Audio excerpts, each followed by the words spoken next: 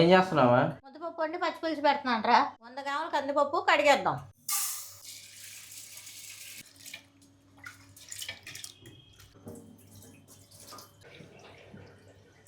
ఇప్పుడు కుక్కర్లో వేసేసుకుందాం. 1 గ్లాసు వాటర్ పోసుకుందాం. ఫ్రెండ్స్ పచ్చిపులుసుకి 2 ఉల్లిపాయలు 6 పచ్చిమిర్చి కోసేసుకుందాం. మధ్యలోకి ఇలా కోసుకోవాలి ఫ్రెండ్స్. ఇప్పుడు సన్నగా కోసుకోవాలి ఫ్రెండ్స్. వీటిని ఉల్లిపాయ కూడా సన్నగా కోసుకోవాలి ఫ్రెండ్స్. ఇట్లా సన్నగా దొరుకుకోవాలి ఉల్లిపాయ కూడా.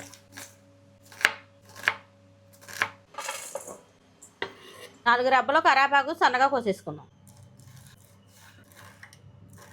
ఫ్రెండ్స్. ఇప్పుడు కొత్తిమీర కూడా కొంచెం సన్నగా కోసేసుకుందాం ఫ్రెండ్స్.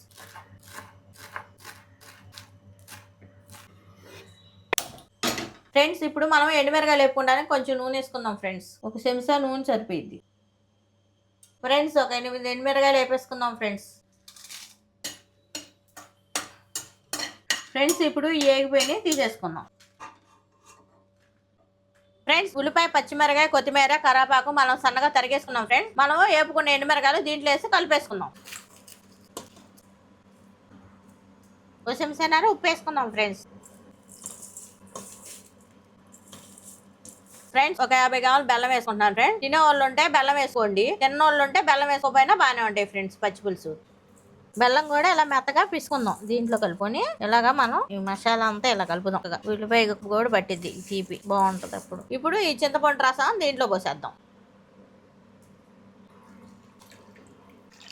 ఇప్పుడు తగినంత వాటర్ పోసేసుకుందాం ఫ్రెండ్స్. ఇప్పుడు ఉప్పు, కారం, పచ్చిమిర్చి, ఉల్లిపాయలు అన్నీ మనం ఈ నీళ్ళలో కలిసేట్టు కలుపుకుందాం ఫ్రెండ్స్.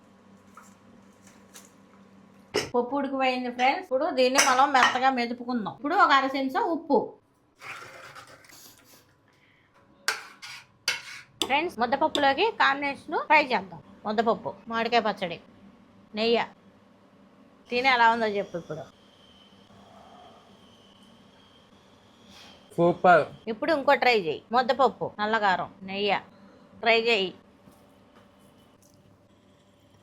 బాగుందా? సూపర్ ఉంటది. ఎమ్మి ముద్దపప్పు ఫ్రెండ్స్. పచ్చిపులుసు చూసారా? పచ్చిపులుసు సూపర్ ఉందా ఫ్రెండ్స్. నేను చేసినట్టు పచ్చిపులుసు కాసుకోండి ఫ్రెండ్స్. సూపర్ ఉంటాయి. సరేనా? లైక్ చేయండి, షేర్ చేయండి, సబ్స్క్రైబ్ చేసుకోండి, బెల్ ఐకాన్ ఆన్ లో పెట్టుకోండి. మళ్ళీ ఇంకొక ఐటెం ఉంది. నేను చికెన్ ఫ్రై చేశాను ఫ్రెండ్స్. రేపు నెక్స్ట్ వీడియోలో చూడండి ఫ్రెండ్స్. బాయ్.